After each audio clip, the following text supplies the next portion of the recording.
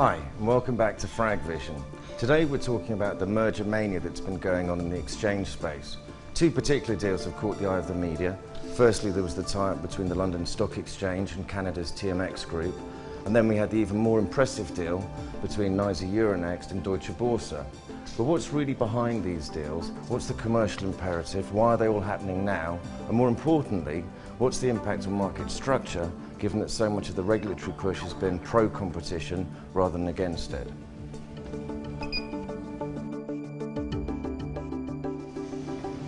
For the people involved in putting these deals together, it's all about this: scale, creating the global equivalent of a financial multi-asset supermarket, with cash equities trading down aisle number one, derivatives, FX, fixed income, and even an OTC boutique somewhere in the corner. The financial rationale is just as simple too. Faced with increasing domestic competition, the national exchanges have decided what they need to do is to bulk up and get bigger. And by getting bigger, they're able to offer economies of scale, and more importantly, deeper and more diverse liquidity to their customers in their bid to create the ultimate one-stop shop.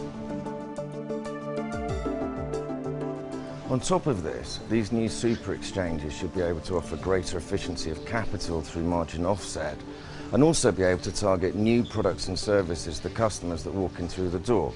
And of course, they will try and target these customers with new products, especially those that they own the IPR in, such as derivatives, because they can generate higher fees on these types of products.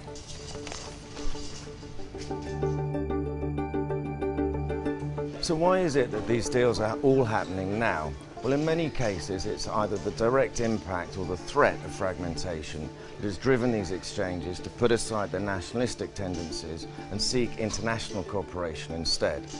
And of course, it's ironic that in their bid to break up the national monopolies of exchanges, the regulators seem to have created global ones in their place. And in fact, the regulators are looking at these deals very carefully. But the thing they have to understand is that in today's world of global financial markets, the concept of a national stock exchange is completely dead.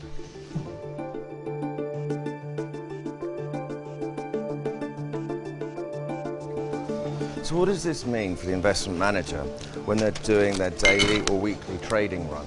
Well, for one thing, if the exchanges can deliver on these economies of scale, then I should be able to enjoy much lower fees when it comes to checking out at the end of the day.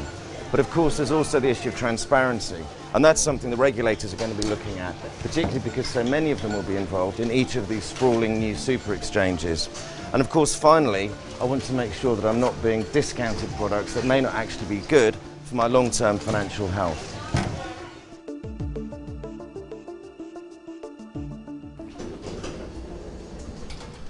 So maybe big isn't always beautiful after all. And those people that have been writing off the smaller alternative community are possibly being a bit premature. In particular because it's these new alternative venues that have provided much of the innovation in markets, particularly in terms of products and of course pricing.